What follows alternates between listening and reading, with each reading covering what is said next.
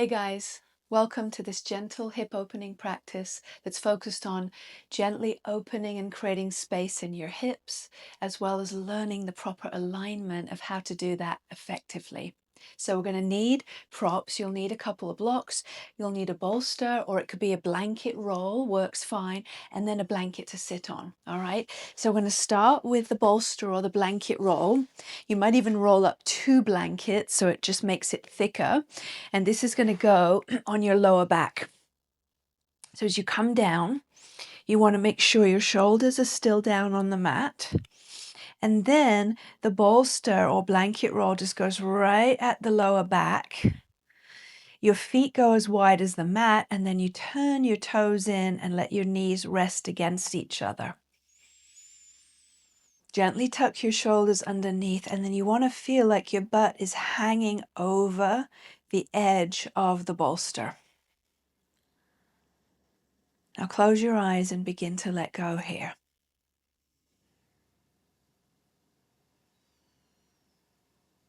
For some, this might feel like nothing and just really good and opening on the back. For others, it might feel very intense or somewhere in between.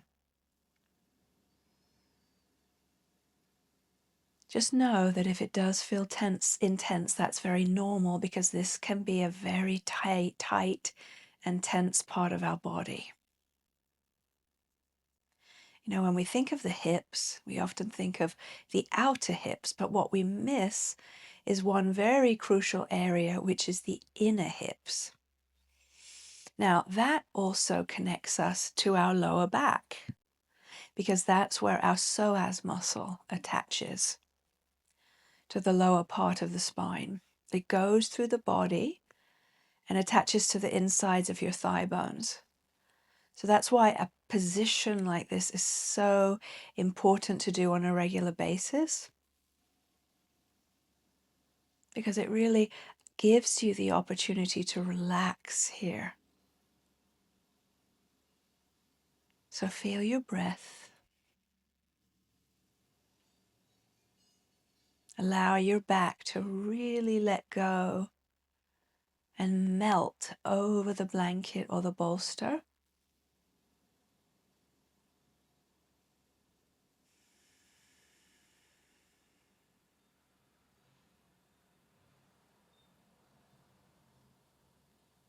Send the breath there into the back of the rib cage, the lower back.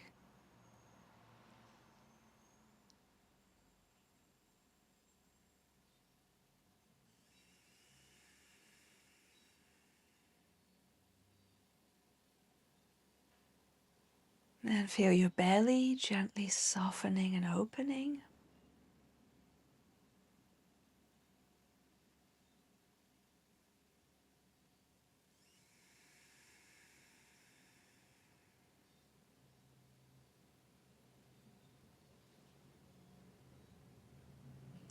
Now, as long as you stay, you might still continue to feel the sensations changing, maybe becoming less intense, maybe a bit more intense.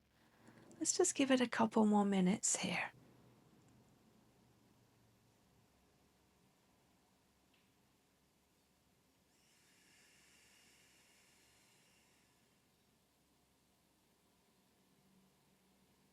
Now, the more time we spend in postures, the more we have to work with. The more we can start to really observe what's happening in our body, how the body is responding to what we're doing.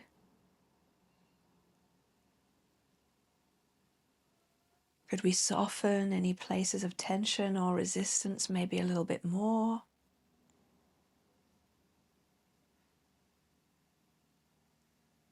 So everything we do, let it be an exploration. And if something doesn't feel right, you just simply come out.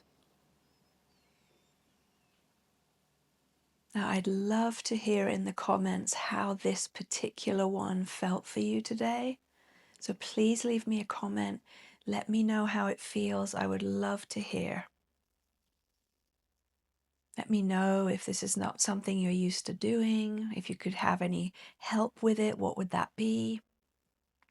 So let's take the bolster out now. Just gently lift your hips just enough that you can remove the bolster, put it off to the side there. Come down onto your back and don't move at all. Just be very, very still now.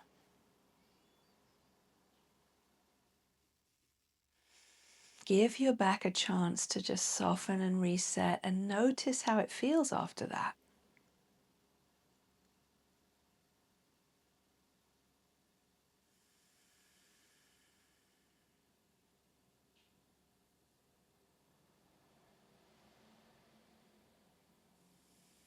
Now, we've just spent the first few minutes really emphasizing what is called the lumbar curve, okay? So this is the natural alignment of your lower back. It's supposed to go in, and for so many of us, it doesn't. So many of us, it's flat or it's even rounded the opposite way. And whenever the spine is out of alignment, the hips are just going to continue to get tighter and stay tight. So what we really need to understand in order to start to create more freedom in our hips is the alignment of the pelvis and the spine. So grab a block now, bring that between the top of your inner thighs. Now I want you to squeeze the block, and we're just going to do the simple movement of cat-cow. So you're squeezing the block, pressing it down, arching your back, so big curve there. Then you'll go the other way, squeeze the block, tuck the tailbone, round the back, and push the lower back into the floor. Now go back and forth. Probably feels quite good after that lumbar opening we just did on the bolster.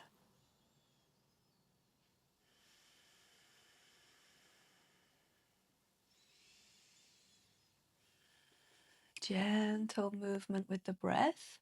Now the next time you're arching your back, you're going to stay in that position. So you're squeezing the block, you're going to press it down, arch the back, now remove the block.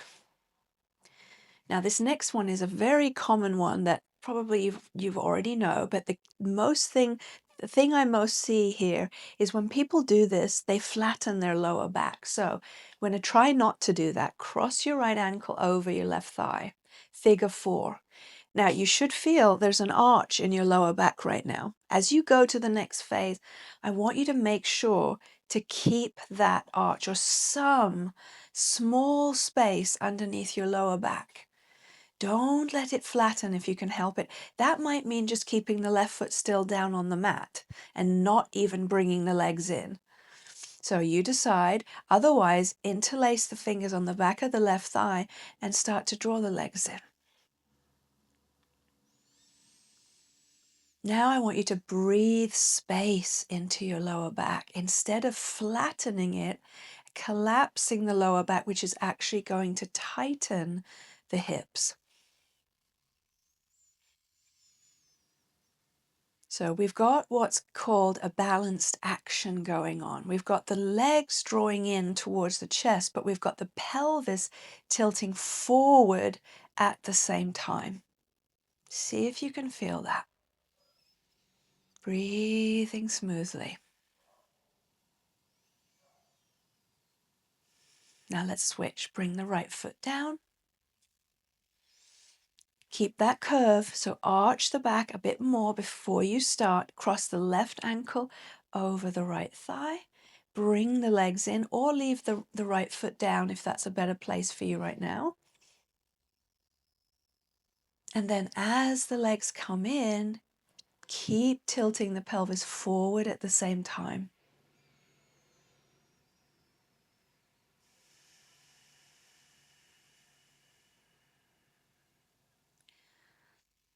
Breathing smoothly. Really starting to feel the relationship between the inner hips, the groin, and the lower back. And of course, then the outer hips, right? We want to really address the entire area of the hips all the way around. Now slowly release. Roll off to your right side. Come on up. Now come up to hands and knees, and then we're going to take our right foot and step it between the hands, and you're going to grab your blocks. Now bring your blocks inside of your foot and move your foot out wider to the right. Now you're going to stay on the back knee with your back toes tucked and keep your right toes pointing straight forward. Try not to turn the foot out. Now engage your legs, tone your muscles in your thighs, hugging in like you've got a block between your inner thighs, and start to bend the front leg slowly. And then you can stay on your hands or you can come down to your elbows. Maybe you have the elbows on the blocks at any height you think is right for you, and then lengthen your spine forward. Now just breathe slowly here. And still, I want you to focus more on your inner hips right now. So you're hugging in and you're actually inwardly rotating the top of your thighs, moving the groin back, the inner hips back, but yet also bending into the front leg lunge at the same time. Now just slow down the breath. Enjoy the breath here.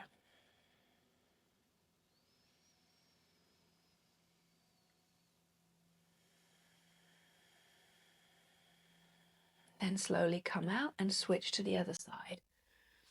Bring the right knee back. Step the left foot forward. Move it over to the left side of the mat. Make sure the toes point straight forward. Inwardly rotate the top of your thighs, hugging your muscles, toning them, firming them to the bones, and then bend a bit more into the front leg and start coming down onto your elbows.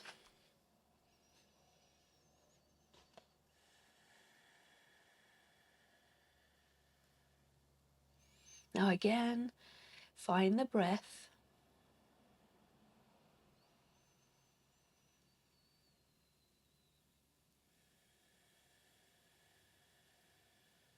Slow and gentle, lengthening your spine forward.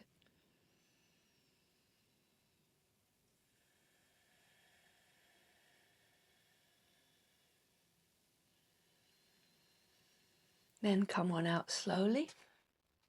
Move your left foot back, move your blocks to the side, and let's just come into one downward facing dog here. So walk your hands out in front of your shoulders. Shrug the shoulders up towards the ears and then plug the arm bones in to the shoulder sockets. Now, before you lift your knees, roll your thighs in. Press the inner hips, the groin back, and arch your lower back more. So get that lumbar curve. Now I want you to keep the focus on the lumbar curve as you lift your knees very slowly. Lift the armpits. Release the head slowly between your arms.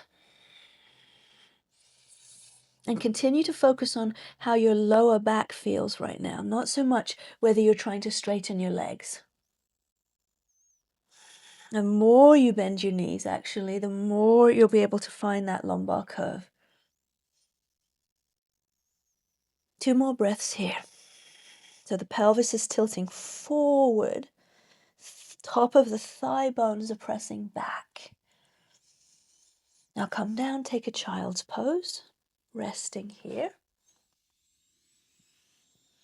Breathing.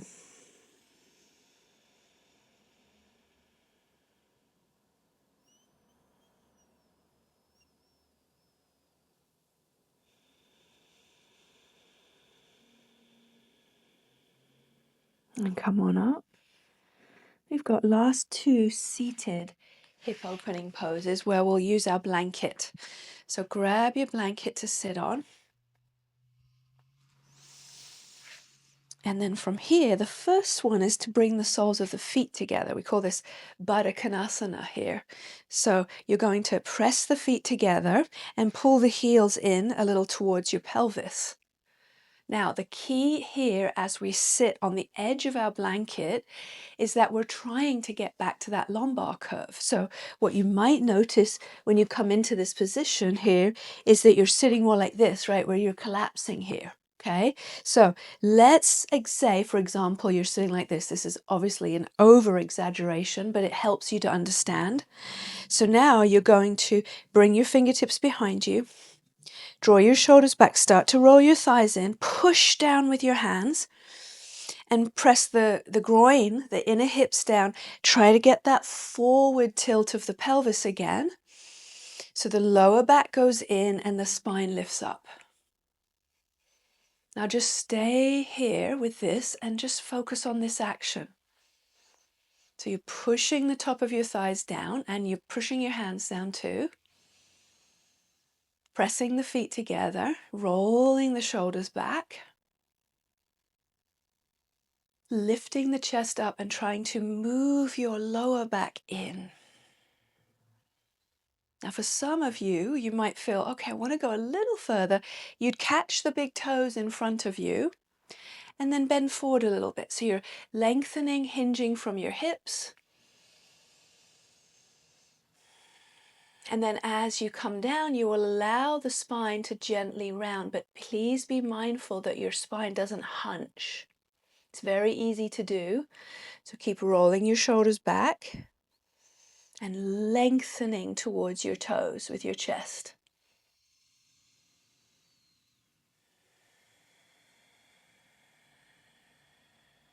Two more breaths.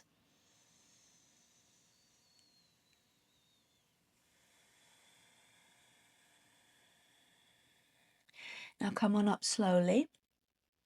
Hold on to your outer knees to bring the knees together. Now last one, we call this fire log pose.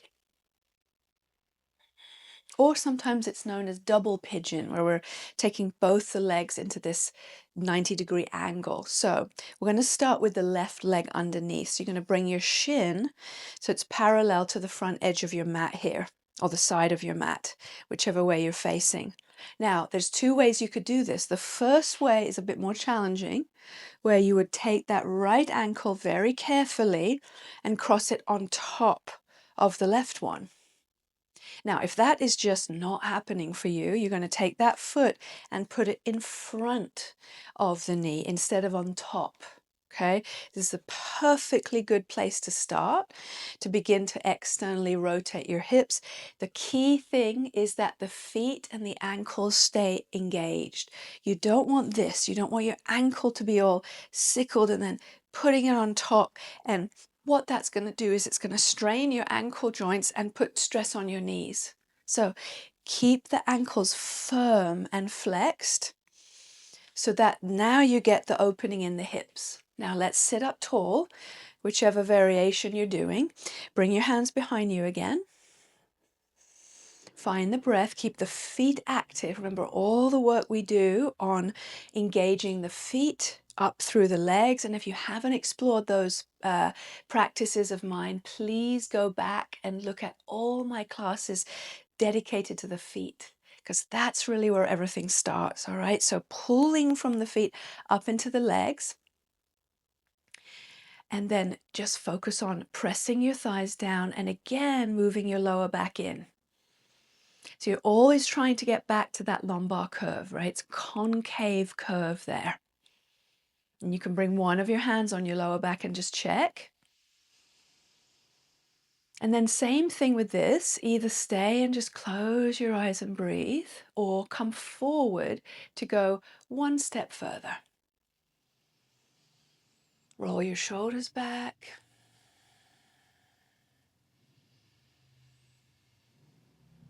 Lengthening your spine, lengthening over the front shins there.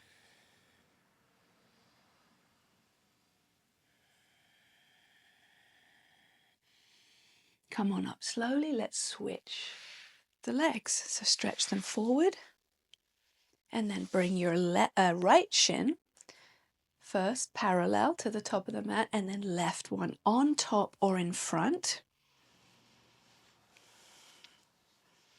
Start upright first. So your first step is to be able to sit up straight. Before you even think about bending forward, you want your spine to be in neutral first.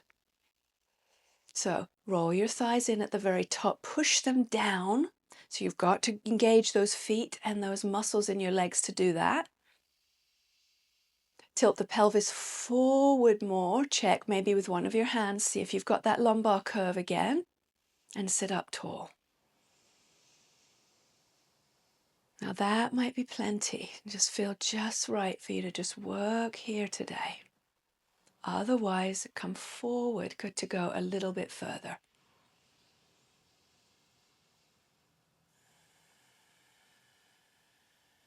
Slow breath.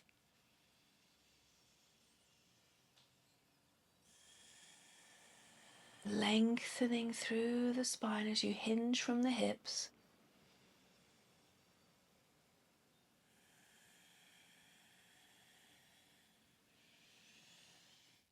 Good, come on up slowly if you came forward. Stretch your legs out. Now let's take that bolster underneath the knees today for relaxation. So slide it underneath. So your legs just feel really supported as you come down.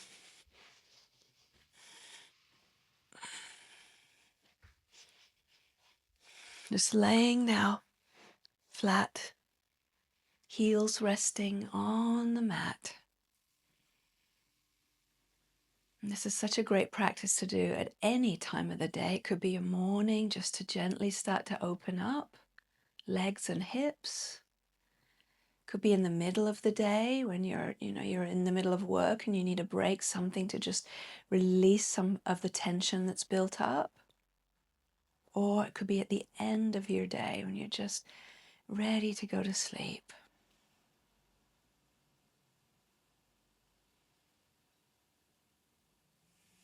So as you relax here, just notice all the sensations. I feel a lot of sensations in my hips right now, my legs going all the way down.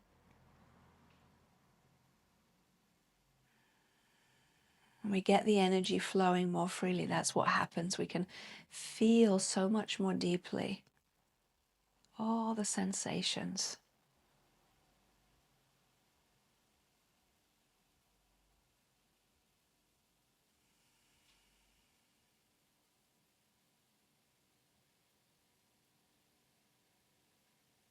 Allow yourself to let go and soften.